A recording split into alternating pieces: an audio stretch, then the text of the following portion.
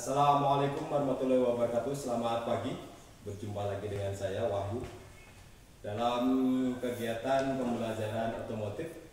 Hari ini kita akan melanjutkan tentang pekerjaan tune up, di mana minggu kemarin kita sudah sistem pendingin sudah, kemudian baterai juga sudah. Akan kita lanjutkan hari ini pemeriksaan filter udara, pemeriksaan pelumasan, sama sebagian pemeriksaan sistem pengapian, yaitu memeriksa busi. Jadi kurang lebih nanti ada 3 pekerjaan yang akan kita lakukan. Semoga bisa dipahami, lebih mudah dipahami, dan bisa dilakukan di rumah dengan sederhana. Contoh bisa diaplikasikan pada sepeda motor, kalau ada sepeda motor. Kalau ada unit kendaraan berarti bisa diaplikasikan di unit kendaraan. Sebelum kita lakukan tune up, kita persiapkan K3 atau keselamatan kerja. Di sini kita menggunakan sarung tangan. Akan saya pakai terlebih dahulu sarung tangan supaya melindungi tangan kita terhadap zat-zat yang tidak bagus buat kulit untuk jangka panjang. Harusnya saya juga memakai wear pack, memakai topi. Kalau sepatu sudah menggunakan safety shoe, sehingga keselamatan kerja adalah hal yang kita utamakan. Semoga hari ini kita juga masih diberi kesehatan dalam kondisi pandemi. Tetap belajar di rumah. Apapun yang terjadi, belajar tidak boleh berhenti. Walaupun sekolah masih libur, tapi tetap belajar harus masih lanjut. Sehingga tidak ada istilah kita untuk tidak belajar. Oke, yang pertama, kita pemeriksaan filter udara atau istilah yang lainnya air cleaner atau saringan udara. Di sini saringan udara salah satu fungsinya itu untuk menyaring udara yang masuk ke karburator supaya udaranya itu bersih. Dan ini harus kita jaga, kita selalu cek, kita bersihkan filter udara supaya udara yang masuk ke karburator itu kondisinya bersih, dan itu akan meningkatkan performa dari kendaraan. Ini adalah penampakan dari filter udara. Untuk model kering seperti ini bisa kita bersihkan dengan menggunakan udara bertekanan, menggunakan kompresor atau air gun.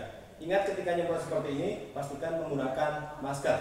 Jangan sampai debu-debu dari filter udara ini akan terisap masuk ke hidung kita. Jadi disemprot 3 tahap, dari dalam, dari luar, kemudian dari dalam lagi. Oke, pastikan bersih. Tapi kalau kondisinya sudah parah, contohnya seperti ini nggak usah disemprot. Ini mah tinggal diganti dengan yang baru selesai. Oke, yang pertama filter udara simple.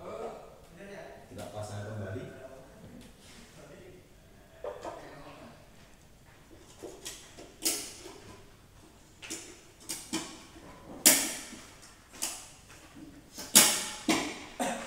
Kemudian yang kedua yaitu pemeriksaan sistem pelumasan. Dalam hal ini kita mengecek oli mesin.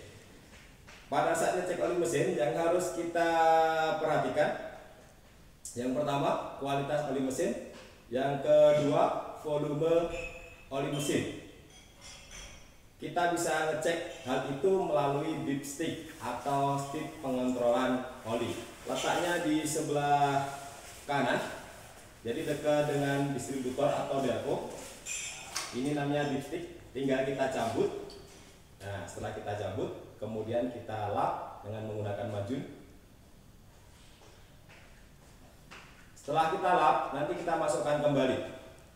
Nanti pada saat mengontrol kualitas maupun volume oli, kita bisa lihat pada indikator yang ada di dipstick di sini. Nanti kalau kita melihat kualitas, berarti nanti kita pegang dengan menggunakan jari. Kemudian pada saat pemeriksaan volume, kita periksa di sini ada tulisan L, ada tulisan F. F itu berarti full, L itu berarti low. Oke, kita perhatikan saja. Kita bersihkan, setelah dibersihkan kemudian kita masukkan ke lubang dipsticknya. Tapi ingat, sebelum cek volumenya, pastikan mesin itu sudah dipanasi terlebih dahulu, kurang lebih 5 menit, sehingga olinya sudah bersirkulasi, sudah turun kembali. baru kita cek volume dari sistem pelumasan atau oli. Setelah kita masukkan, kita angkat. Ketika kita mengambil, hati-hati jangan sampai oli berceceran ke mana-mana, terutama ke bagian-bagian yang tidak boleh kena pelumasan. Nah, seperti ini. Yang pertama kita cek volume. Kalau kurang kelihatan, saya bisa sedikit mendekat. Di sini ada L, ada F.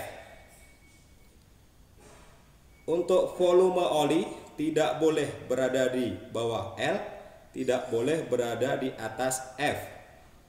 Volume yang bagus di antara F dan L. Tapi yang paling bagus itu mendekati posisi F. Tapi jangan sampai di atas F. Kalau di bawah L berarti ada kebocoran pada sistem pelumasan. Mungkin terbakar atau mungkin ada kebocoran melalui karter atau komponen-komponen yang lain. Kalau seperti ini berarti olinya di atas F, berarti olinya terlalu penuh saat pengisian. Ini kita bisa untuk mengecek untuk volume oli, atau pada saat pengisian kita bisa sesuaikan dengan buku manualnya berapa liter oli pada saat kita mengisi oli di kendaraan. Ini yang pertama, volume. Yang kedua, kualitas. Kita bisa manfaatkan jari kita untuk ngecek kualitas. Kita bisa pegang, kemudian kita tarik kurang lebih 1 sampai 2 mm. Kalau di sini masih belum putus, berarti di sini masih terdapat oil film. Nah, ini kalau masih ada oil film, berarti ini masih bagus pelumasannya. Tapi kalau sudah tidak terbentuk oil film, sudah tidak bisa tertarik seperti ini, berarti sudah tidak bagus untuk sistem pelumasannya. Karena pada dasarnya fungsi pelumasan itu supaya membentuk oil film di komponen-komponen yang dilumasi.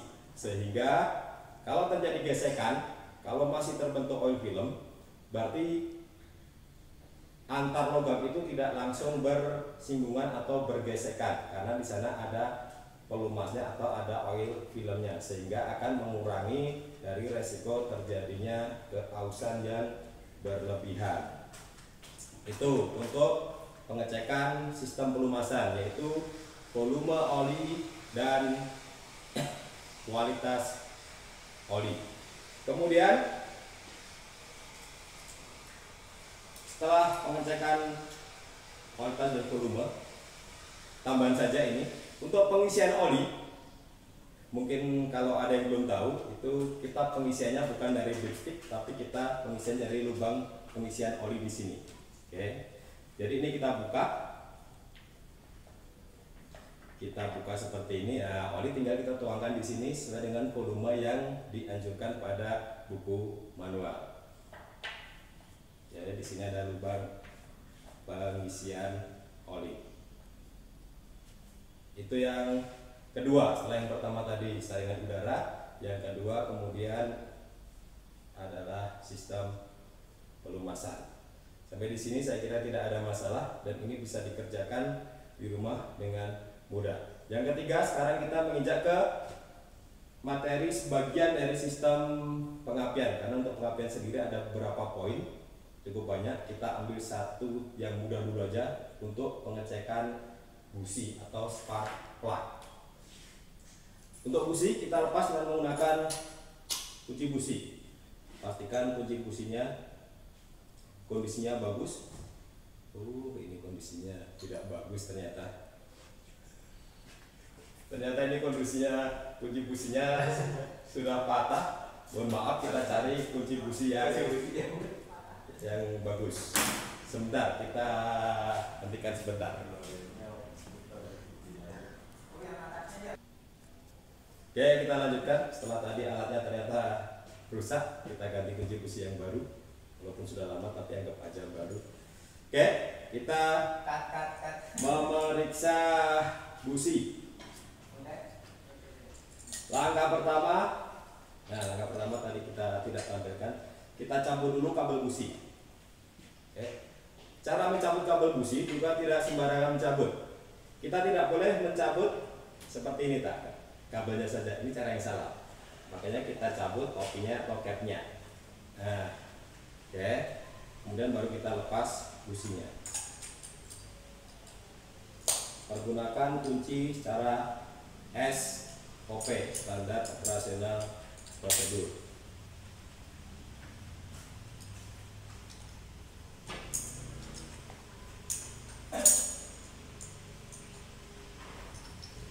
Jadi gitu. Oi.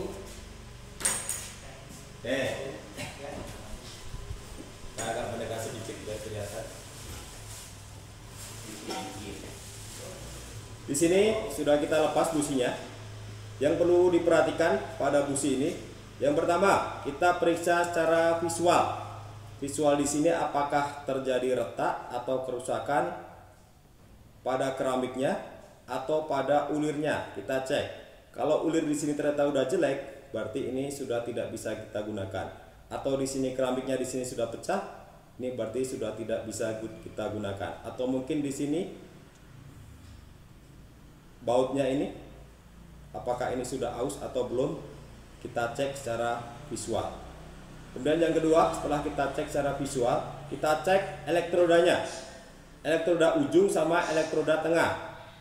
Apakah elektroda ujung sama tengah ini masih panjang atau sudah aus? Kalau kondisinya seperti ini berarti masih cukup bagus. Kalau seandainya di sini ada kotor-kotoran, berarti ini kita bisa bersihkan. Sebenarnya ada alat untuk membersihkan busi, alat khusus.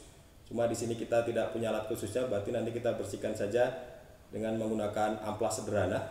Walaupun aslinya untuk posisi elektroda di sini tidak boleh kita bersihkan dengan amplas, karena kalau kita pakai amplas ini akan menambah keausan dari elektroda.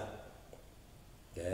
Setelah dibersihkan, langkah berikutnya yaitu disetel celah antara elektroda tengah dengan elektroda ujung. Di sini untuk mesin-mesin seperti ini, kijang 3K, 5K maupun 7K, kurang lebih celahnya 0,8 mm. Nah, ini diukur pakai filler gauge 0,8 mm. Kalau ternyata terlalu renggang, berarti bisa kita rapetin. Kalau ternyata terlalu rapat, berarti kita bisa renggangin sedikit. Oke, ini untuk busi, dan ini fungsinya sangat penting sekali kalau kita bicara motor bensin. Karena busi sendiri di sini fungsinya memercikan bunga api sebagai awal pembakaran pada motor bensin. Kalau percikan awalnya tidak ada, berarti akan bermasalah pada kinerja engine. Makanya di sini pemeriksaan busi termasuk dalam poin tune up. Oke, mungkin untuk hari ini cukup sekian berkaitan dengan tune up. Nanti kita sambung ke video berikutnya berkaitan dengan tune up. 3 pekerjaan yang sudah kita lakukan tadi. Yang pertama pembersihan filter udara, yang kedua pemeriksaan sistem pelumasan atau oli, yang ketiga memeriksa spark plug atau busi. Semoga bisa mudah dipahami, bisa dilaksanakan, dilatih, tetap jaga kesehatan, jangan sampai kita mengabaikan 3M. Sampai bertemu ke video pembelajaran berikutnya. Terima kasih, sampai berjumpa lagi. Assalamualaikum warahmatullahi wabarakatuh. Sampai jumpa.